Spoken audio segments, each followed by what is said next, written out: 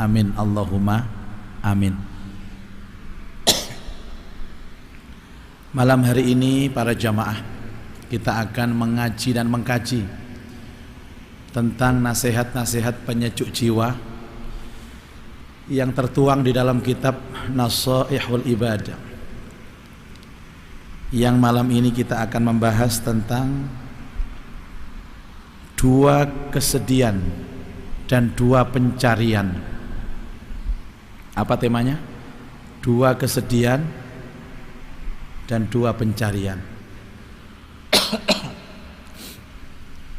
Tema ini sangat menarik karena orang hidup itu pasti sedih, dan orang hidup itu pasti mencari. Tolong angkat tangan yang tidak pernah sedih. Oh, enggak ada ya. Atau orang yang tidak pernah mencari, ada enggak? Tidak ada.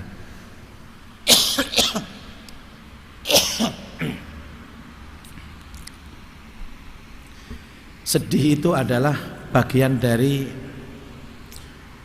sifat yang Allah anugerahkan kepada manusia. Semua orang pasti sedih, Bapak Ibu. Dari semua level kehidupan itu pasti sedih. Bahkan manusia yang paling mulia, manusia yang paling agung, manusia yang paling dekat dengan Allah, manusia yang paling kuat imannya juga bersedih. Siapa? Nabi Muhammad sallallahu alaihi wasallam.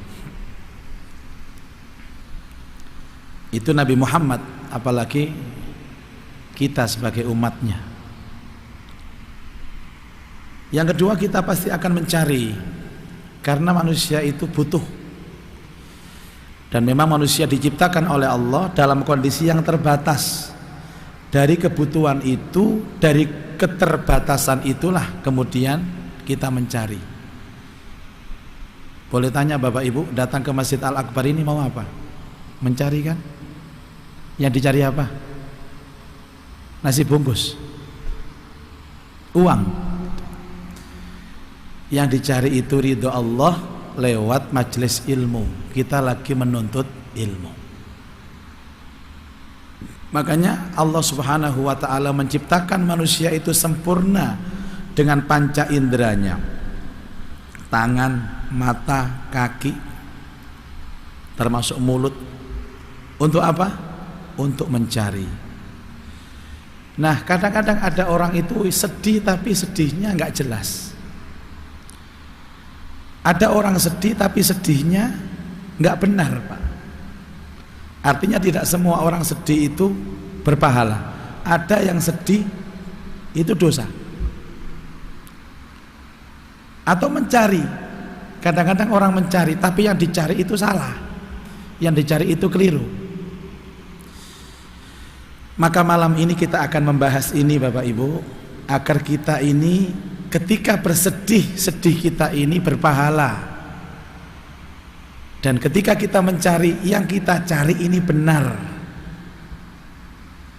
Mari kita saksikan bersama-sama.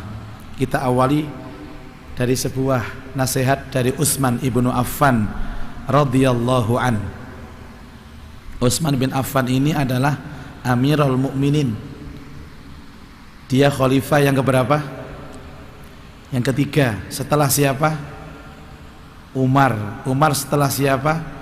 Setelah Abu Bakar. Setelahnya Utsman ada siapa? Ali.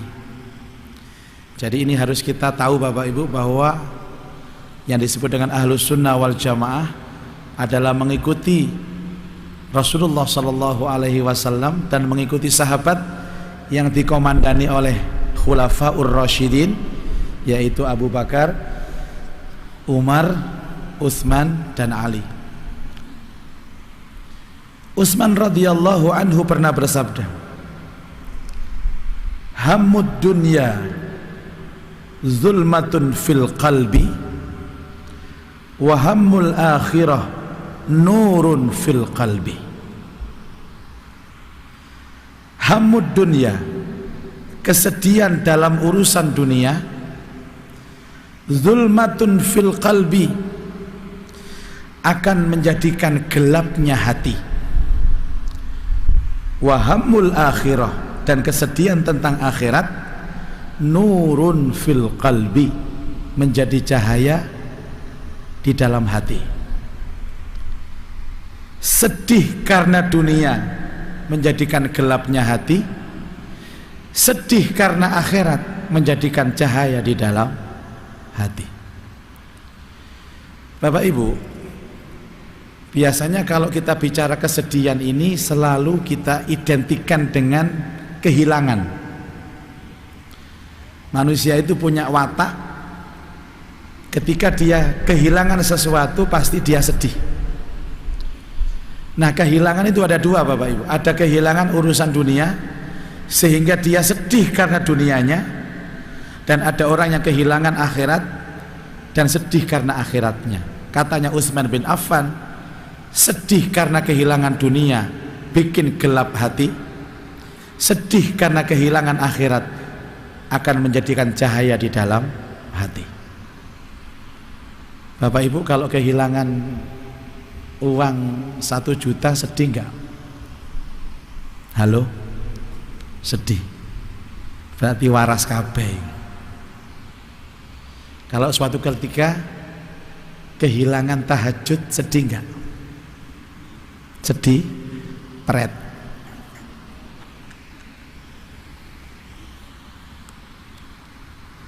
Atau oke, mungkin sama-sama sedih.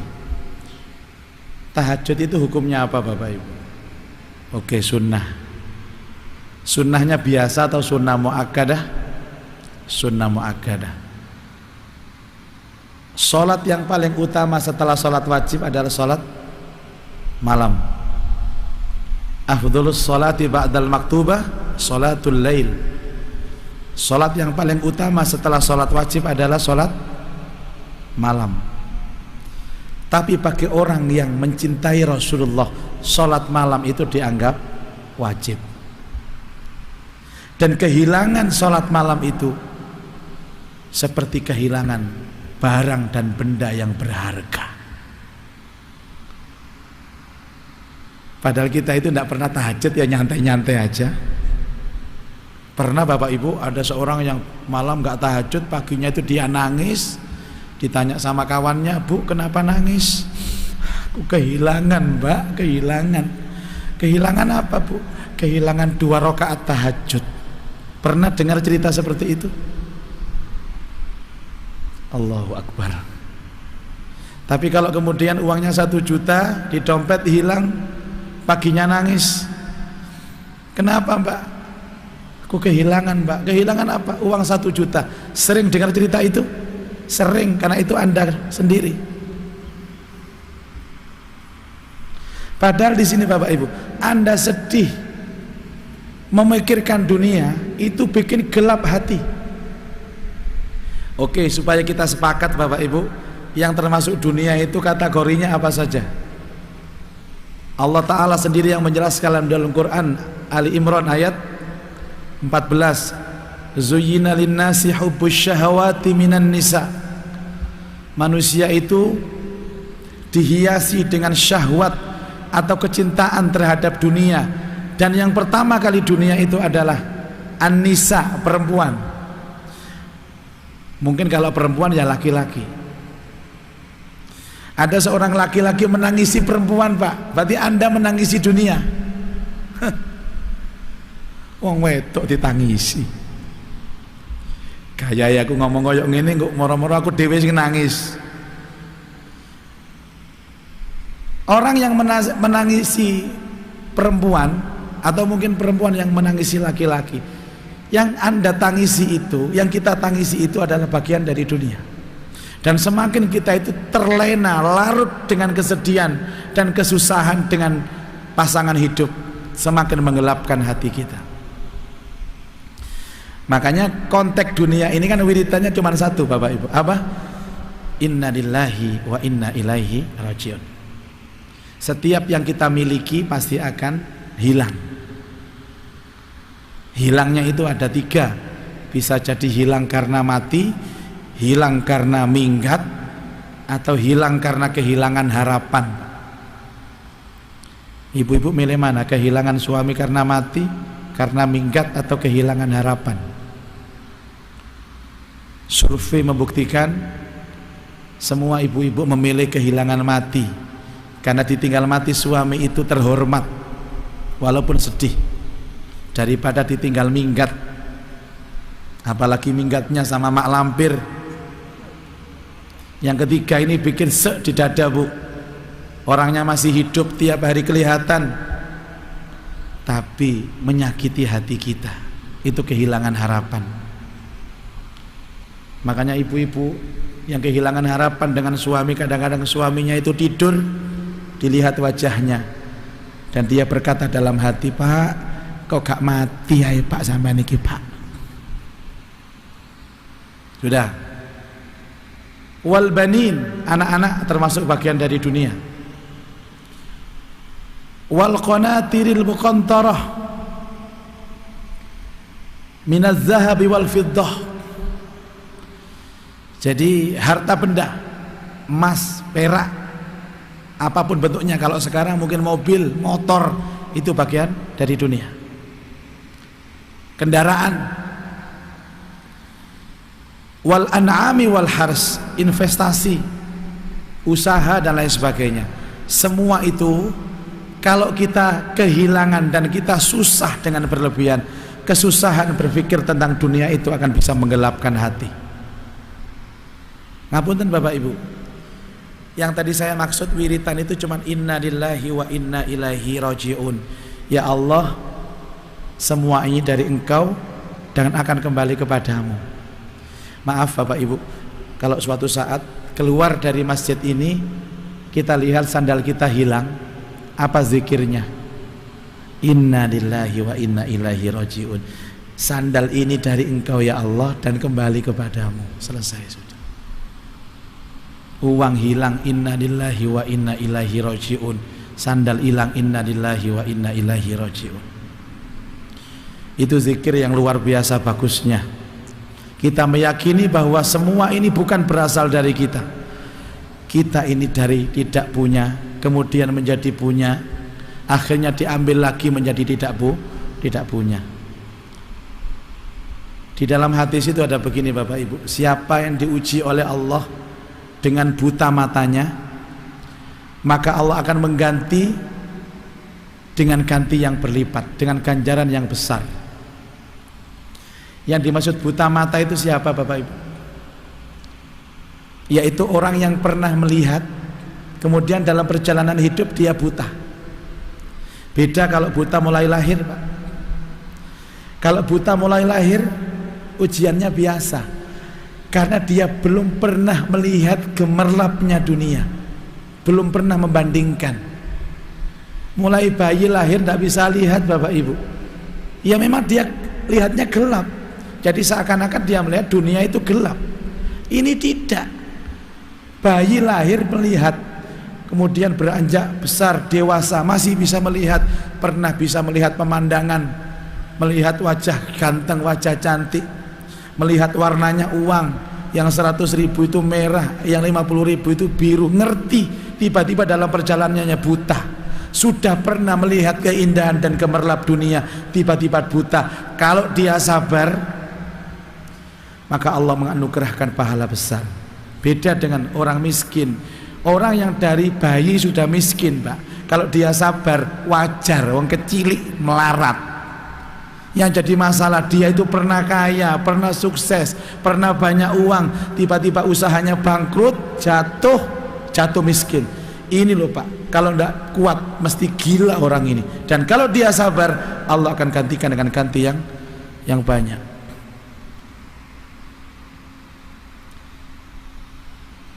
Makanya dunia ini menjadi pembanding akhirat. Walaupun kita dititipi Allah dengan harta yang banyak, jangan terlena Bapak Ibu. Hiduplah sederhana, supaya nanti kita merasakan enak-nya di akhirat, di surga. Loh apa enggak boleh Pak kita sedih gara-gara kehilangan dunia? Boleh. Wong sedih itu sifat bawaan manusia, tapi jangan berlebih-lebihan. Bapak Ibu tahu sedih yang berlebihan seperti apa? Satu, menangis meraung-raung, ya Allah duitku hilang. Jangan meratap-ratap. Biasanya ratapannya itu ada pada gerakan tubuhnya. Wajah dicakari, rambutnya dijambak-jambak, kelambine disuweki kabeh. Ini kepalanya dibentur-benturkan ke tembok, dur, gak terima. Dan puncaknya dia memarahi orang lain, menuduh orang lain. Jadi kalau ada orang kehilangan sesuatu kemudian menuduh orang lain, itu artinya dia bersedih dengan berlebihan, bersedih karena memikirkan dunia. Dan saya jamin Bapak Ibu, menurut dawuhnya Utsman bin Affan, orang yang bersedih karena dunia seperti inilah, semakin hari semakin gelap, hatinya semakin gelap. Ada kawan itu Bapak Ibu, dia seorang pengusaha, seorang miliarder. Miliarder itu uangnya miliaran. Berkali-kali ditipu orang, Pak. Kalau ditipu orang itu bukan 1 juta, 2 juta, 100 juta, 200 juta. Bahkan pernah ditipu lebih dari 1 miliar. Tapi karena dia tahu ilmunya ini, buat apa saya sedih dengan dunia? Kalau saya sedih karena kehilangan uang 1 miliar, apakah sedih saya itu bisa mengembalikan uang saya? Tidak. Dan sedih saya itu pasti akan menjadikan hati saya gelap. Wong nek kehilangan dipikir terus Bapak Ibu, bojo gawe sasaran, anak gawe sasaran, ana tangga liwat melok diseneni pisan gawe sasaran, sampai Pak RT pisan digawe sasaran. Oh, enggak salah disalah-salahno. Ya karena gelap hati, Pak. Jadi gelapnya hati itu sedih berlebihan tentang dunianya. Maka mulai sekarang Bapak Ibu, kalau kita mungkin kehilangan sesuatu tentang dunia kita, ucapkan kalimat inna lillahi wa inna ilaihi rajiun. Tapi tolong ucapan itu tidak hanya di mulut kita, tapi ucapan itu ada di hati kita. Ya Allah, suamiku milikmu, pasti akan kembali kepadamu. Anakku milikmu, pasti kembali kepadamu. Uangku milikmu, pasti akan kembali kepadamu. Insya Allah sedih kita itu paling sehari 2 hari, setelah itu tenang hati kita. Dan kalau sudah begitu kita ikhlas, maka apa yang hilang dari kita akan diganti oleh Allah dengan ganti yang berlipat. Kemudian kesedihan akhirat akan menjadi cahaya di hati. Apa kesedihan akhirat Bapak Ibu? Ya Allah, bagaimana nasibku di alam kubur? Ya Allah, jangan-jangan nanti aku mendapatkan siksa di alam kubur. Bagaimana nanti hari kebangkitan ya Allah? Bagaimana kalau aku dikumpulkan di padang mahsyar yang katanya Rasulullah itu matahari hanya sejengkal saja, sehingga orang berkeringat dan banjir keringat.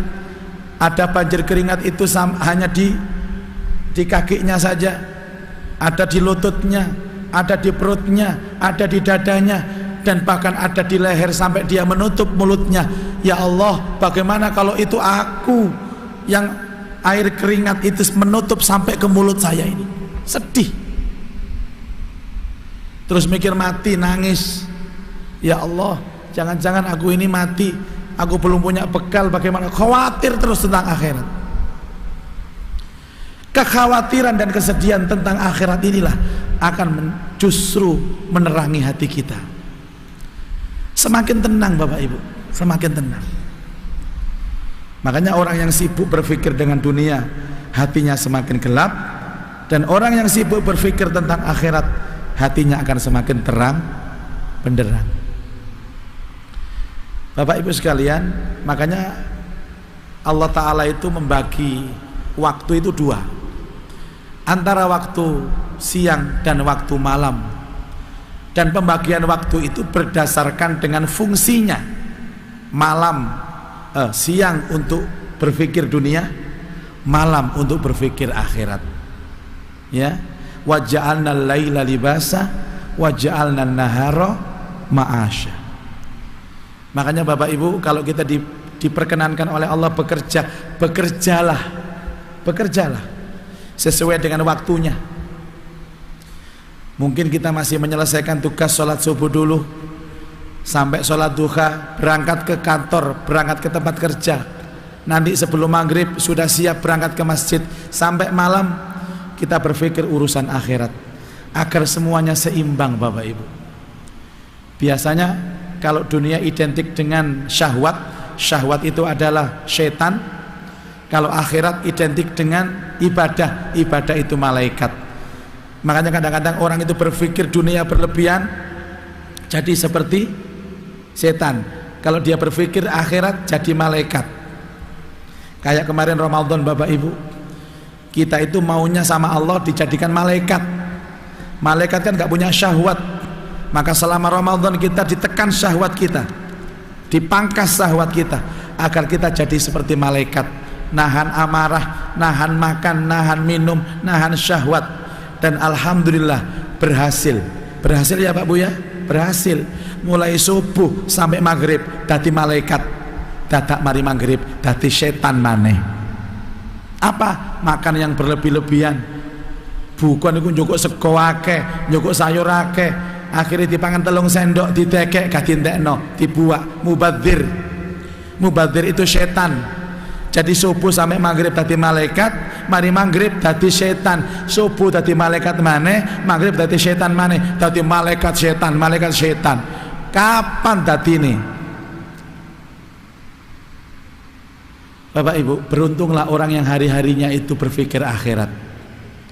Makanya saya pastikan panjenengan kalau cari teman yang baik, ciri-cirinya satu. Teman yang baik itu ketika duduk bersama kita, yang dibahas itu selalu akhirat dulu, enggak dunia. Baru duduk, Pak, jenengan usia berapa? Saya 60 Pak. Ya Allah, sudah siap mati apa belum? Ingat loh Pak, azab kubur itu ada, azab akhirat itu ada. Kalau Anda berjumpa dengan orang seperti ini, itu kawan yang baik Bapak Ibu. Tapi biasanya gak duwe kanca wong koyo ngene iki.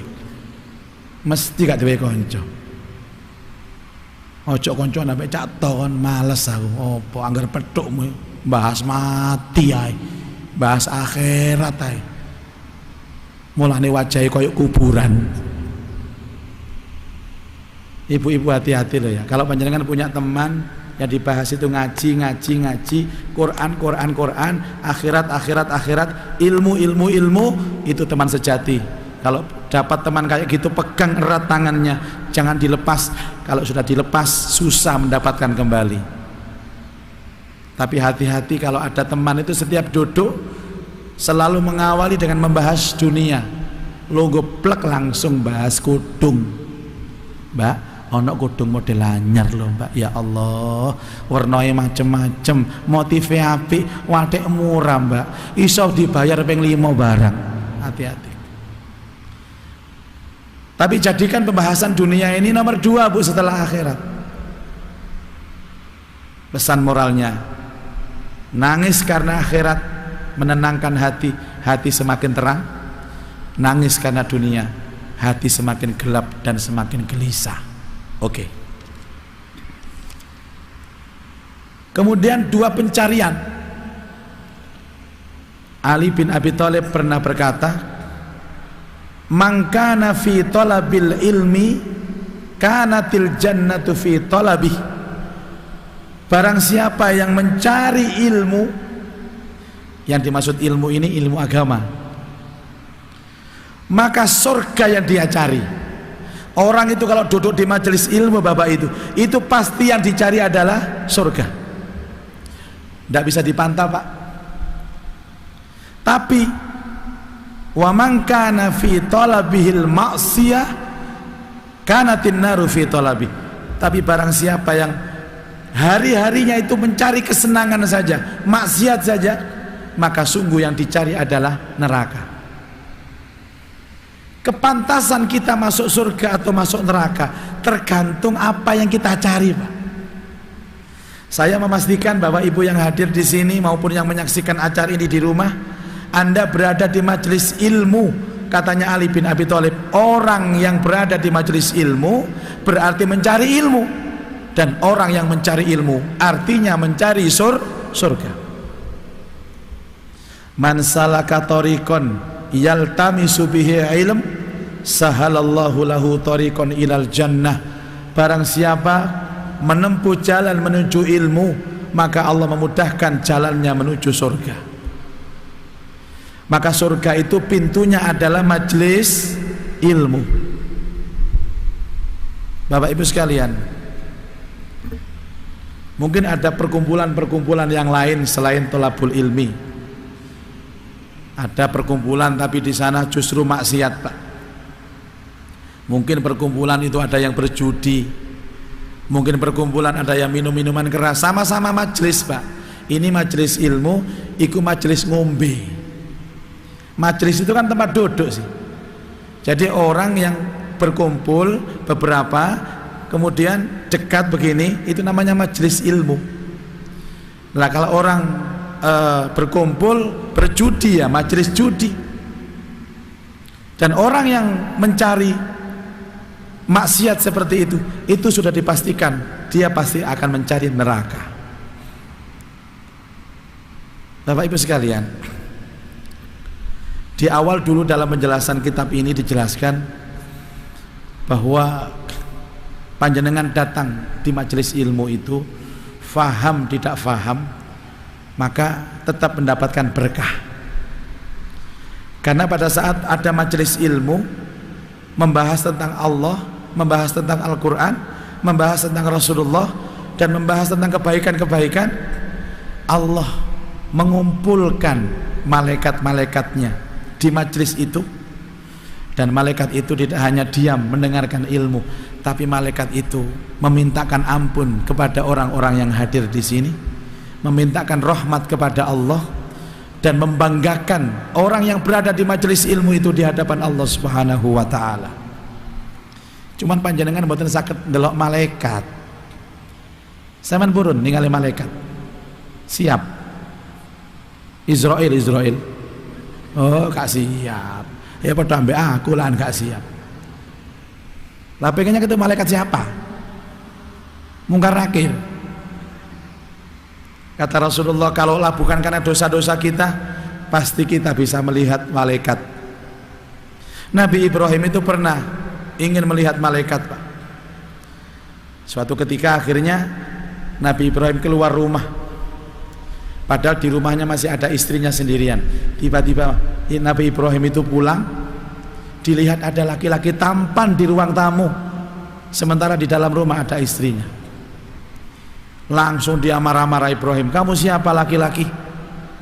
Kamu gak tahu kalau di dalam ada istriku? Kenapa kamu lancang? Kamu bukan saudaraku, dan kamu bukan mahram dari istriku. Istrinya di dalam, Pak. Tenang saja Ibrahim, aku tidak akan bersyahwat sama istrimu karena aku adalah malaikat. Lu kok ganteng? Iya, memang malaikat itu kalau mau bertemu dengan utusan Allah, dengan nabi-nabinya, selalu divisualkan, dijelmakan dengan seorang laki-laki yang tampan, putih, rambutnya hitam, matanya kebiru-biruan, hidungnya mancung.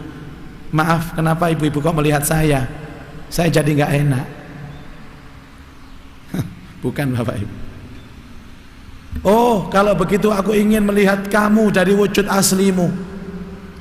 Katanya malaikat, kamu tidak mungkin kuat. Tapi aku pengen, penasaran. Sekali saja malaikat, kamu tidak akan kuat Ibrahim. Itu namanya penasaran, mbok sepisana itu. Please, sekali aja. Ya sudah. Tapi kamu yang kuat. Iya, insya Allah saya kuat. Sekarang pejamkan matamu. Pejamkan matamu dan buka kembali nanti. Dipejamkan mata Ibrahim. Setelah itu malaikat berubah menjadi wujud aslinya, dan Ibrahim membuka matanya melihat wujud malaikat itu, langsung pingsan. Setelah pingsan, kemudian melek kembalilah malaikat ini dengan wujud seorang laki-laki tampan.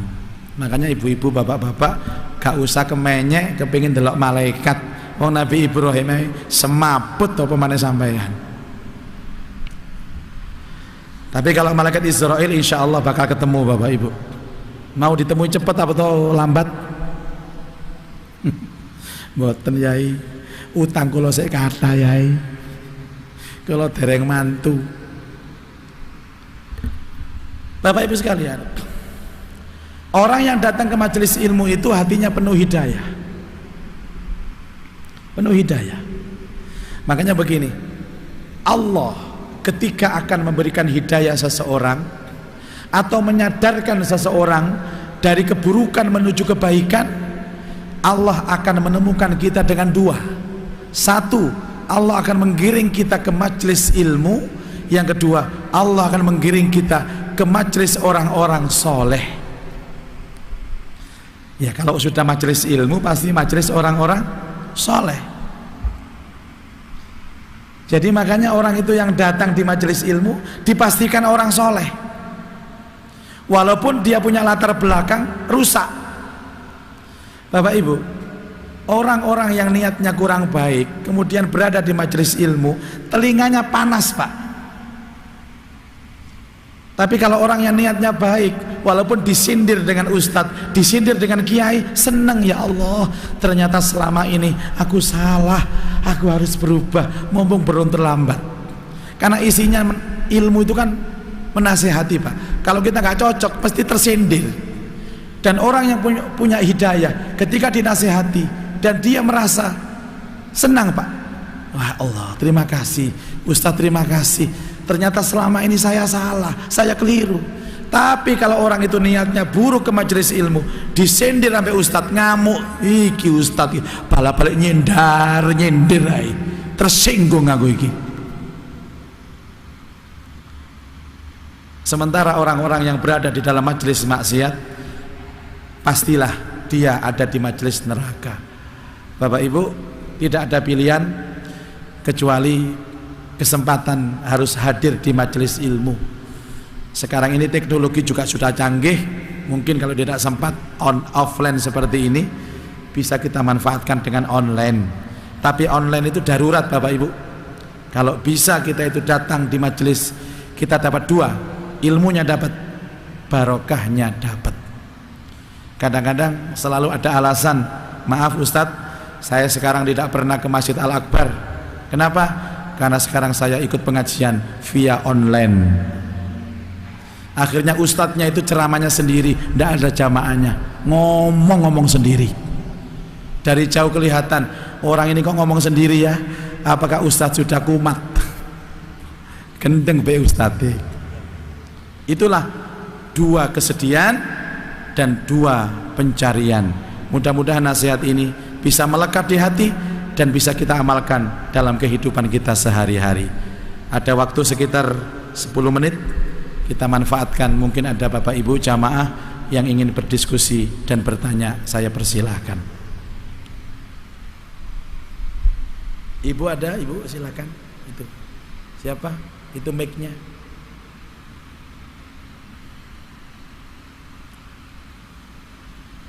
Atau Bapak?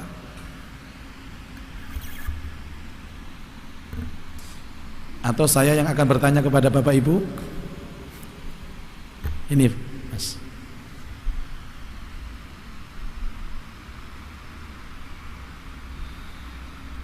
Assalamualaikum warahmatullahi wabarakatuh. Waalaikumsalam warahmatullahi wabarakatuh. Saya mau bertanya Ustadz, Monggo, untuk Bunda. kita tidak bersedih tentang dunia, mensiasatinya bagaimana Ustadz? Baik. Ya Bunda, Allah itu hanya menciptakan satu hati. Sedih kan pekerjaan hati ya. Dan Allah itu menciptakan satu hati. Kalau Bunda hanya berpikir itu, saya jamin sedih terus. Caranya, alihkan perhatian. Bahasa Inggrisnya diselimurkan. Gunanya kawan-kawan ini kan untuk menyelimurkan itu Bunda. Makanya Bapak Ibu, kalau takziah itu apa? Ada tetangga yang saudaranya meninggal, ada saudara yang saudara meninggal. Apa yang dianjurkan Rasul? Satu, menghibur. Caranya ndak usah mengingatkan yang mati, dialihkan perhatian. Mbak, yang sabar ya, suamimu orang baik kok, dan insya Allah masuk surga. Nanti kan ketemu di surga, tenang aja, kan ada saya, kamu, tenang aja, kamu tidak sendirian kok. Nanti anak-anakmu juga jadi anak-anakku, gitu loh Bu. Dialihkan perhatian, Mbak, kamu ingat gak waktu kita dulu jalan-jalan ke sana di Selimurno, cika iling sing mati, ojo nyelawat tambah ngiling no sing mati. Ya Allah Mbak, kapan mati ini bojomu Mbak? Kena opo? Padahal bojomu sik enom Mbak, saknoe Mbak kon wis rondo. Iki opo sih karepe? Yang kedua mendoakan. Jadi takziah itu dua Bu tujuannya. Satu menghibur, dua mendoakan. Jadilah kawan-kawan yang baik. Kawan-kawan yang baik itu, kalau kawan kita ada musibah, kita support menghiburnya. Dan jalan menuju menghibur itu adalah mengalihkan perhatian dari masalahnya. Ibu-ibu, kalau ibu-ibu sedih gara-gara suami, lihatlah anak di Selimurno. Kalau sedih mikir anak, lihatlah suami. Kalau sedih mikir anak sama suami, lihatlah sahabat. Kalau sedih mikir suami, mikir anak, mikir sahabat, lihatlah ustadz. Kan ngoten sih judulnya. Nggak bisa Bu. Satu ya, dialihkan perhatian. Mungkin baca Quran, ternyata di Quran masih terbayang-bayang wajah suami. Dibikin sepedaan, ternyata sepedanya koyo wajah suami. Oh, Masya Allah. Diusahakan. Apalagi punya kawan-kawan yang baik seperti ini, saling support mensupport. Watawasau bil haqqi watawasau bis sabr. Saling berwasiat dalam kebenaran, saling berwasiat dalam kesabaran. Yang kedua, mohon kepada Allah. Yang bisa menghilangkan kesedihan adalah Allah. Kan ada doanya, ya Allah, hilangkan kesedihanku ini, gantikan dengan kebahagiaan ya Allah. Hilangkan kesedihan, gantikan dengan kebahagiaan. Salah satu doa yang harus kita baca Bu, itu doa penghilang sedih. Apa? Allahumma inni a'udzubika minal hammi wal hazan. Dibuka di Al-Maksurat, doa pagi itu ada, ya Allah, lindungi aku dari kecemasan, kegelisahan dan kesedihan. Yang di akhirnya itu ada wa a'udzubika min ghalabatid daini wa qahrir rijal. Aku berlindung kepadamu ya Allah dari ancaman seseorang dan lilitan hutang. Itu doa Nabi khusus bagi yang bersedih. Insya Allah dihilangkan sedihnya sama Allah. Ada lagi yang ketiga Bu, melihat anak kecil. Ini konsep yang ketiga. Sing sering delok arek cilik sampean, bayi yang belum balik, sing lucu-lucu lho. Iku arek cilik kok sampean delok. Ya anake tangga, anake kanca dideloki terus. Dijak mainan. Karena anak kecil itu wajahnya bisa menghilangkan kesedihan. Delok anak cilik tambah tenang, delok sing tuwek sumpek. Kenapa? Karena anak kecil itu auranya positif, gak punya dosa, masih putih, bersih, masih fitrah. 3 tips ya. Alihkan perhatian, minta kepada Allah dengan doa Rasulullah. Lihatlah anak kecil yang belum balik, apalagi anak kecil yang di panti asuhan. Saya menang panti asuhan, delok anak cilik seger hati sampean Bu, ya. Tapi aja didelok tok, ya dikai jajan, dikai duwe, didelok ae. Lah apa Bu? Nyantuni? Enggak, ndelok tok. Jare arek-arek akeh tunggale. Ngoten nggih?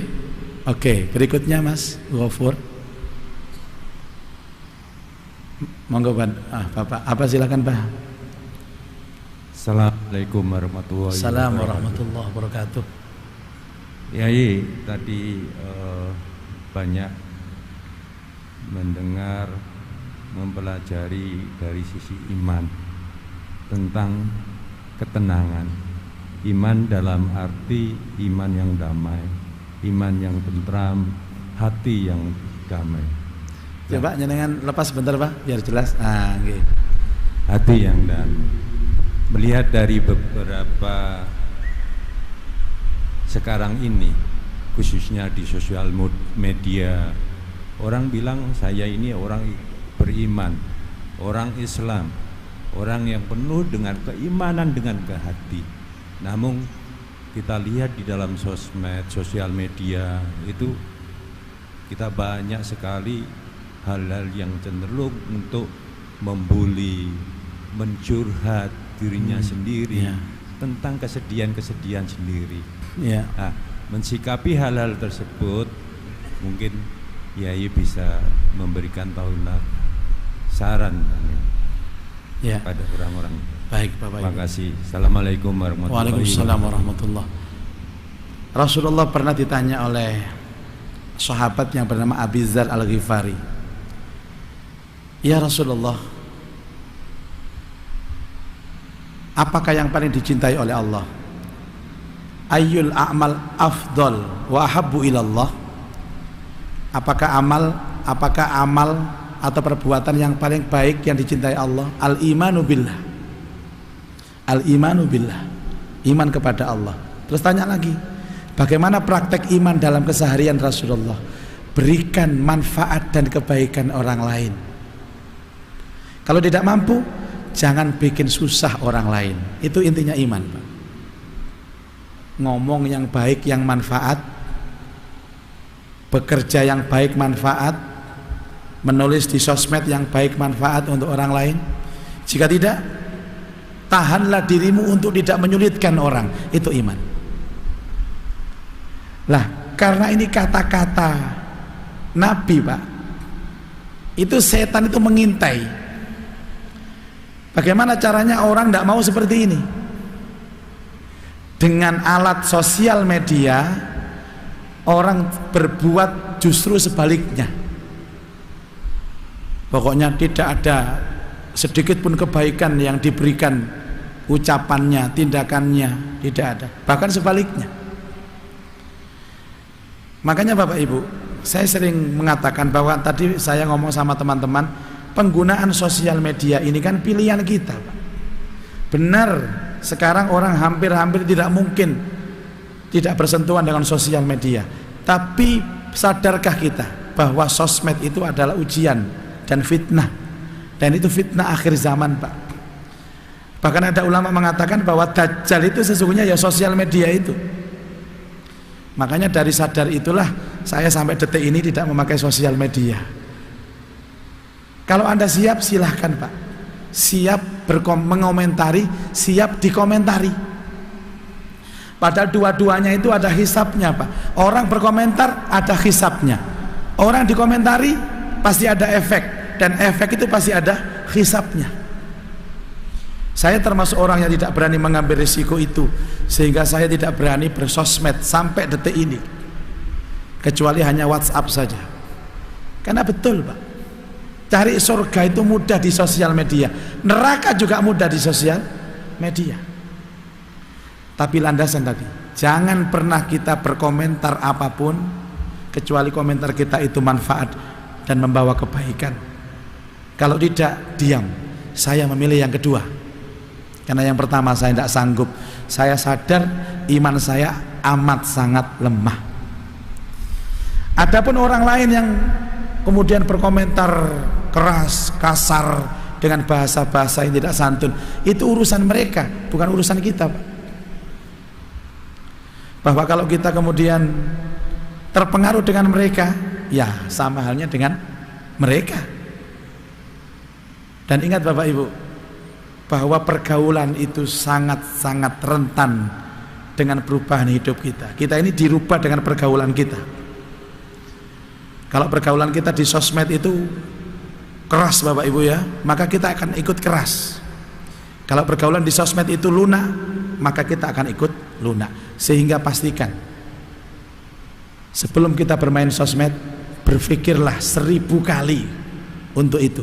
Apakah berkomentar, apakah mengupload kita sendiri, mengupload kegiatan kita. Bahkan kemarin ada warning dari polisi bahwa tolong hari raya jangan pernah mengupload kegiatannya di Facebook, di Instagram, karena perampok-perampok itu justru bergerak itu melihat informasi dari Facebook keluarganya.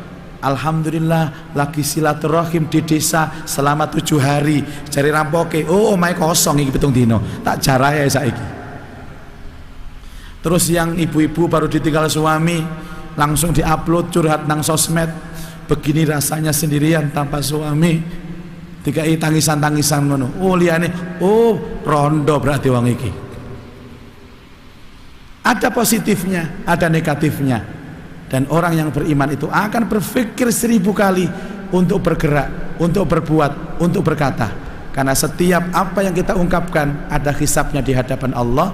Innas sam'a wal basara wal fuada kullu dzalika kana anhu mas'ula. Semua pendengaran kita, ucapan kita, kerentek hati kita, semua ada konsekuensi hisabnya. Itulah orang yang beriman. Dia lebih baik tidak ngomong daripada ngomong itu salah. Mudah-mudahan kita semua diselamatkan oleh Allah Subhanahu wa taala. Mari kita sempurnakan majelis kita ini dengan bersama-sama munajat dan berdoa kepada Allah. A'udzubillahi minasyaitonirrajim. Bismillahirrahmanirrahim. Alhamdulillahirabbil alamin. Hamdan yuwafi ni'amahu wa yukafi'u mazidah.